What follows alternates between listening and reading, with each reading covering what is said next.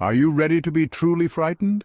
The shadows are long tonight, and the air is thick with secrets. Our first bone-chilling tale takes us to a dusty attic in a creaky old house.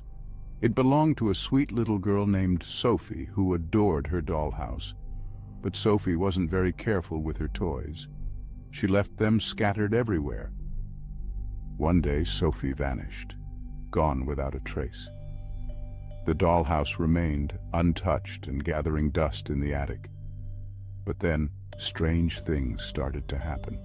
Footsteps echoed through the empty house at night, tiny, childlike footsteps. And sometimes late at night you could swear you heard the faint sound of giggling coming from the attic. Local townsfolk whispered that it was Sophie, trapped in the dollhouse, her spirit forever bound to her toys. They say she's seeking a friend to play with for all eternity. One day, a curious young man decided to investigate the haunted dollhouse. He crept up to the attic, armed with nothing but a flashlight and a camera. As he peered into the dusty windows of the dollhouse, he felt a cold breath on his neck.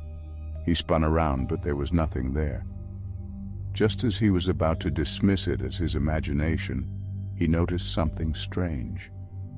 One of the dolls in the house, the one that resembled Sophie, had moved. Its head was tilted, and its painted eyes seemed to be watching him. The young man fled the attic, his heart pounding in his chest. He never returned to the house, but he never forgot the chilling experience of encountering the haunted dollhouse. Now, my spooky friends, prepare yourself for our next tale. This one hits close to home, you know, the fear of the unknown lurking just beyond our perception. It centers around a young woman named Anya, living alone in a quaint suburban home. Anya was a creature of habit, a true homebody. Every night she followed the same routine, locking the doors, checking the windows twice, and leaving a single light on in the hallway. But one night, something was different. Anya felt a prickling sensation on the back of her neck, like she was being watched. She dismissed it as nerves, but the feeling persisted. As she lay in bed, trying to ignore the unsettling feeling, she heard it.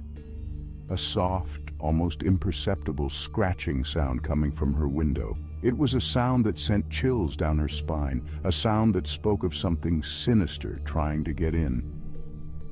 She pulled the covers over her head, her heart pounding in her ears, hoping that whatever it was would just go away. But the scratching continued, growing louder, more insistent. Finally, Anya couldn't take it anymore. She had to see what was out there.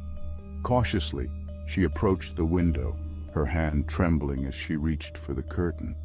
She took a deep breath and pulled it back. For a moment, there was nothing but the darkness. And then, she saw it. A pair of glowing eyes, peering in at her from the shadows. Our final story takes us to a desolate place, shrouded in mist and sorrow.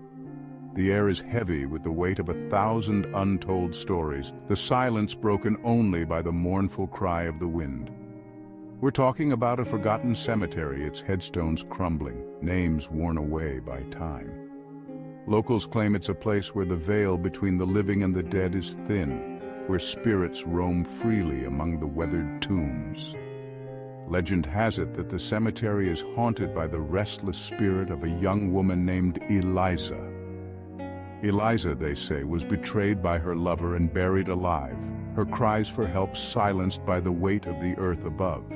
Now, her anguished soul wanders the cemetery, seeking solace that she can never find.